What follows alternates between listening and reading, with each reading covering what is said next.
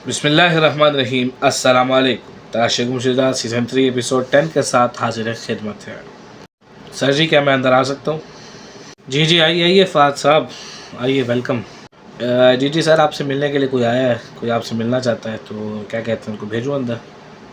जी बताइए, क्या किया अब तक आपने अपने जो आपके ज़िम्मे मैंने काम लगाया था कि टीम हमज़ा के मुतालिक आपके ज़िम्मे लगाया था, वली सलमान आप तीनों के ज़िम्मे लगाया था, आपने अब तक क्या किया उसके बारे में मुझे बताइए। चलें फ़िलहाल आप उनको अंदर भेज दें मेरे पास, मैं उनसे बात कर लूँ, फिर आप मेरे पास आइए और मुझे बताइए कि आपने अब तक क्या किया।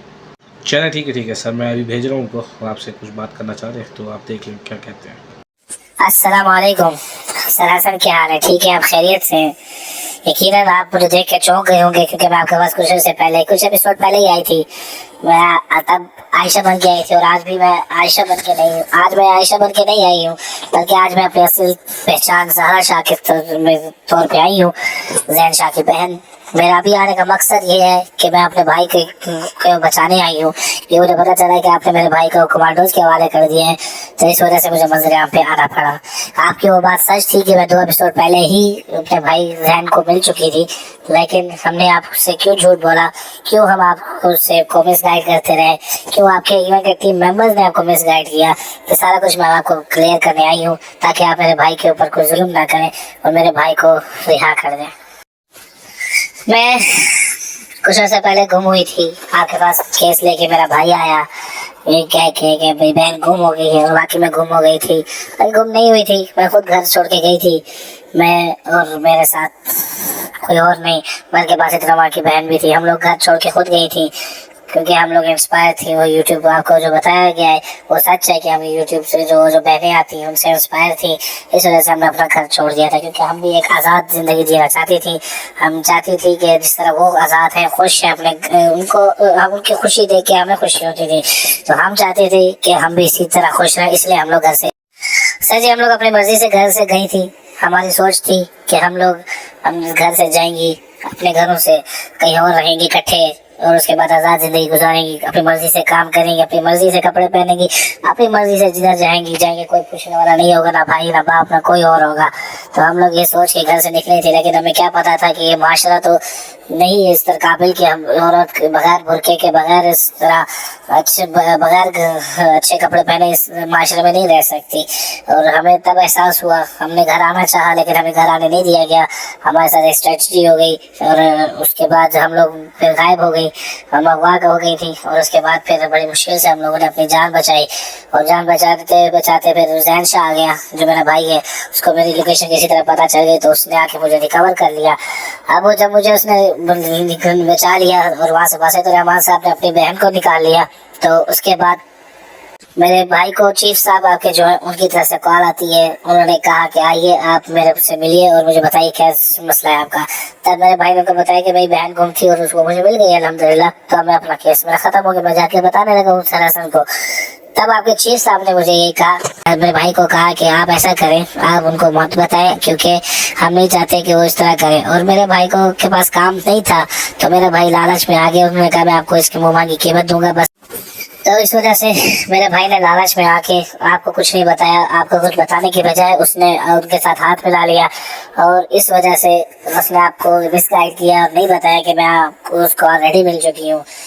जब हमें भी अकल आ चुकी है कि अब दोबारा हमने भी ये फैसला कर लिया कि दोबारा घर छोड़ के नहीं जाएंगी, और हमने अभी इसके बाद तौबा कर ली है कि दोबारा हम कभी भी घर वालों को इस तरह तंग नहीं करेंगे। इसलिए अब मेरे भाई ने फिर मुझे जब बताया कि अब इस तरह की सिचुएशन है, मैं जा रहा हूँ, मुझे बुला रहे हैं, तो फिर मैं इसलिए वापस आई, क्योंकि मुझे पता था अब अगर मेरा भाई वापस जाएगा तो आएगा नहीं। तो इस वजह से मुझे आना पड़ा। और अब ये बता रही हूँ मैं कि आपके टीम मेंबर्स को और इसको मेरे भाई को आप ही के चीफ ने ख़रीदा था, और इस वजह से उन्होंने आपको मिसगाइड किया। और इसके अलावा मेरे पास कोई मालूमात नहीं है, बस मैं अपने बारे में यही बता सकती हूँ, मेरी बेवकूफ़ी थी कि मैं उन जाहिल लड़कियों के पीछे अपने आप को मैंने बर्बाद किया, और अपने आप को मैंने उनके पीछे अपने आप को ही ख़राब किया, अपने घर वालों को भी नुकसान पहुँचाया, उनकी भी इज़्ज़त को ख़राब किया, और ख़ुद भी मैं परेशान हूँ। मेरे साथ जो कुछ हुआ, मैं उसके बाद से एक सबक पकड़ लिया है कि भाई औरत घर में ही अच्छी लगती है। और उसके बाद आज के बाद मेरी ये तौबा है कि मैं बिना ज़रूरत घर से बाहर नहीं निकलूँगी, और इस तरह के कोई ऐसा काम नहीं करूँगी कि जिससे आपके वालिदैन को सर झुकाना पड़े, आपके वालिदैन को शर्मिंदा होना पड़े। मैंने तो तौबा कर ली है और मैं चाहती हूँ कि तमाम लड़कियां जो मुझे देख रही हैं मुझसे नसीहत पकड़ें और उसके बाद ये तय कर लें कि आपने इस तरह का कोई काम नहीं करना जिससे आपके घर वालों की इज्जत खराब हो, आपकी इज्जत खराब हो, आपके लिए बाद में मसले मसाइल पैदा हो। मैं नहीं चाहती, तो मैं यही बताने के लिए आई हूँ सर आपको। तो ये मेरा आपको बयान है। इसके बाद आप देखें जो करना चाहे मेरे भाई के साथ, उसके बाद भी आपके ऊपर है।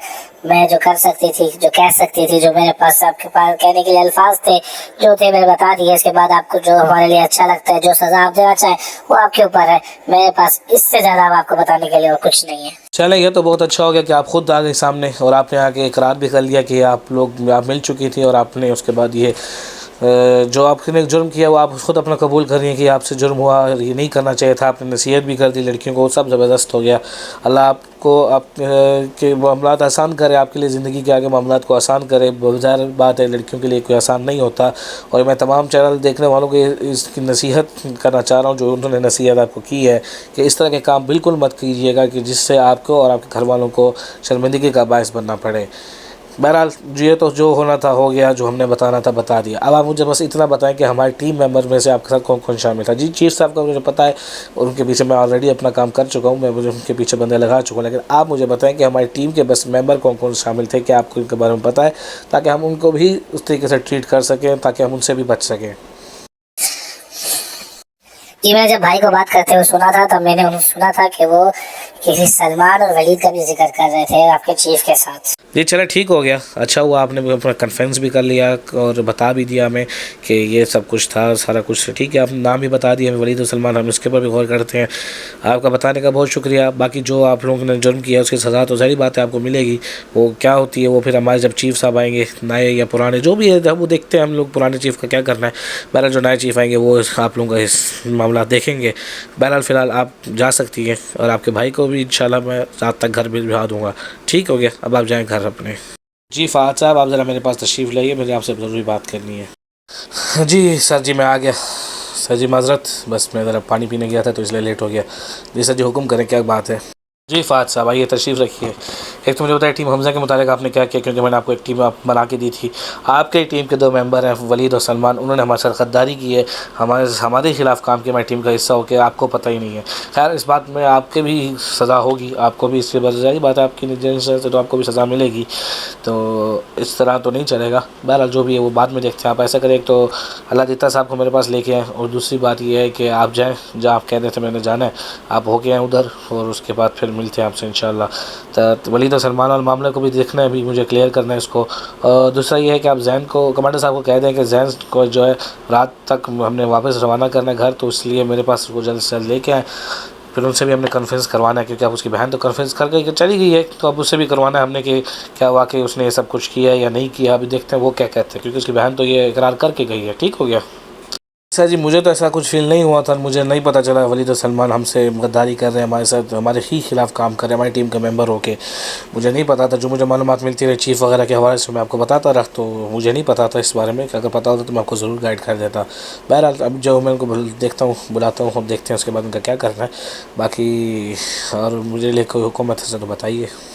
जी चलें ठीक है, मैं कमांडर साहब को कह देता हूँ जैन को आपके पास ले आए, और उसके बाद फिर उन दोनों को भी बुलाता हूँ, वलीद और सलमान को। अल्लाह खैर करेगा इंशाल्लाह, परेशान ना हो, बस ये तो होता रहता है फिर। और बाकी टीम हमज़ा के मुतालिक जो है मालूमात वो आपको इंशाल्लाह थोड़ी देर में बताता हूँ। मज़ीद हमने क्या किया है, हमें क्या मालूमात मिली है, वो मैं आपको थोड़ी देर तक बताता हूँ, क्योंकि मुझे अब एक ज़रूरी जगह पर पहुँचना है। वहीं पहुँच के ही टीम हमज़ा के मुतालिक ही है वो मालूमात। तो मैं ज़रा उधर जाता हूँ सर, उधर से होके आता हूँ, फिर इन वलीद और सलमान का मामले को भी देखते हैं। मैं आपको आके मिलता हूँ, ठीक है सर। ठीक है हो गया, आप जाएं अब, मैं देखता हूँ फिर मुझे, क्योंकि अब चीफ़ के मुतालिक भी बंदे पीछे लगाने कि चीफ़ पकड़ा जाए, ताकि जो हमारा चीफ़ उन्होंने क्यों हमारे साथ इस तरह की ये भी हमें जानना है। तो मैं उसके ज़रिए बंदों को ज़िम्मे लगाता हूँ, आप अपना काम करके मेरे पास आइए। ठीक है, मैं अल्लाह दीता साहब को भी फ़ोन कर देता हूँ।